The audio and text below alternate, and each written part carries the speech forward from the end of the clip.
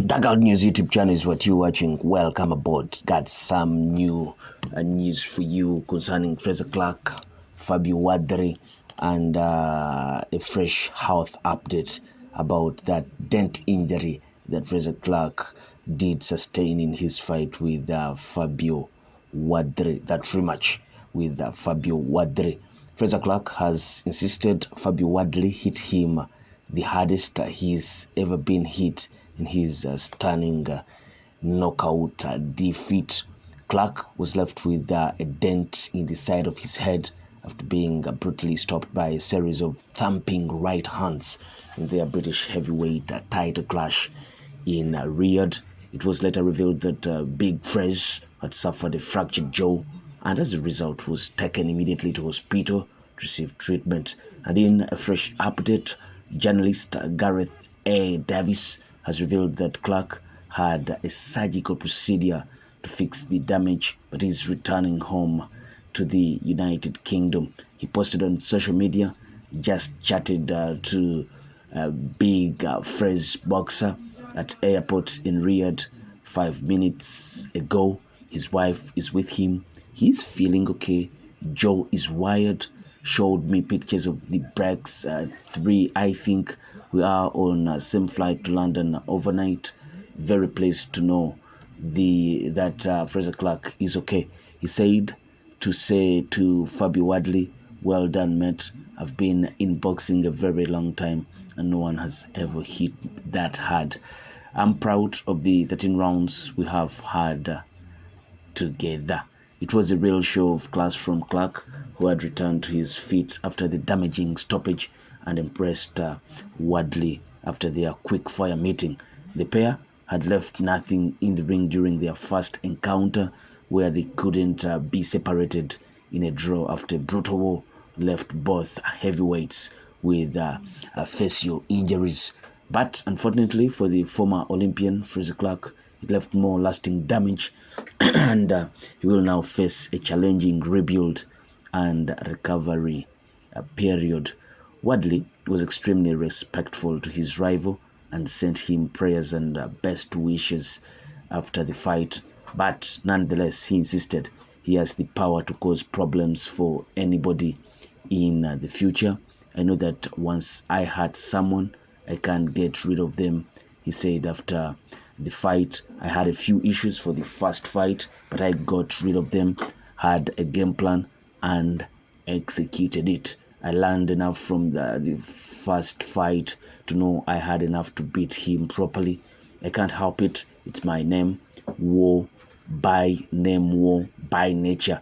I want belts and titles next. These domestic ones are great, but I want the ones that have world written on them. Wardley is now looking towards world honors, where he hopes to put himself in the mix in the coming years. The punch stats revealed exactly how long the onslaught was, with Wardley landing 9 power punches in the opening period, which closed the show. Clarke incredibly landed 6 of his own in what was becoming a fairly even round before he was left severely concussed in the corner. There have been some brutal injuries in the sport over the years, but Clarke's injury was a serious one and a very big and serious worry for the boxing world.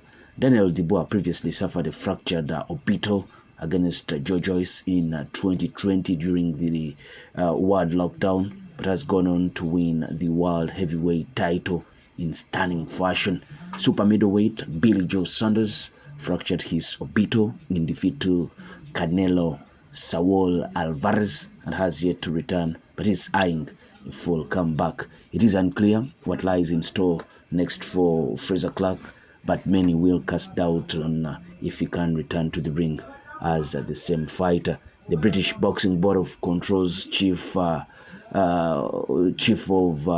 medical officers, Neil Scott, spoke about the reality of the injury. He said, I am a maxillofacial surgeon in the NHS, and typically this kind of injuries are caused by bricks. with the size of the glove, it's not something we see in boxing. It must be a tremendous amount of power to do that. Now, that is an update on Frazer Clarke. It seems it will be a long time out. I was reading somewhere that it will take a bit like 8 to 9 weeks while he heals and to stabilize a little bit, not to go back and do some bit of light training and all that, but to stabilize and normalize in as far as eating, talking, all that. But it was a devastating and destructive knockout from Fabio Wardley. It does speak volumes on his future. Where will he be heading? He needs to man up and start facing world elite heavyweights. Now more names come up here. Will he be up against some of the veterans that have been there, the likes of Dillian White? Can he go straight into fights with the likes of Joe Parker? But I sensed something before this fight. The way they were trying to come up with a plan, that is Frazer Clarke's team. The way they were trying to come up with a plan to beat up on Fabio Wardley. Lennox Lewis, one of the people that went in camp to try and help Frazer Clarke sharpen up his jab, the use of his jab. And I sensed that was too late for them to try and implement something new in there. And I saw a bit of Frazer Clarke trying to box like Lennox Lewis, trying to use that jab. I think that caused problems. You saw how Fabio Wardley was going over that jab, going beneath that jab and throwing those left hooks, rather those right hooks straight on.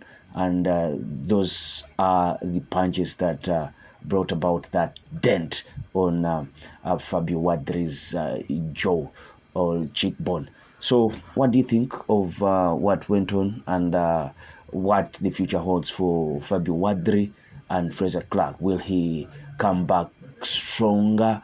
And maybe just like Daniel Dubois, he's an example out there that you can lose devastatingly but still come back and be world champion. Place your comment in the comment section below. I sign out. Peace.